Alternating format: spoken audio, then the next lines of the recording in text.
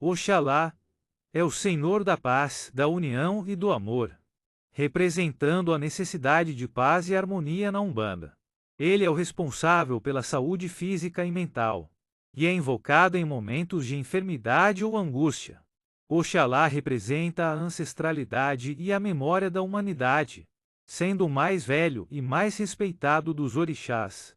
Em Umbanda, Oxalá, o orixá da criação, da paz e da justiça, sincretizado com Jesus Cristo, é celebrado no dia 25 de dezembro, data do Natal.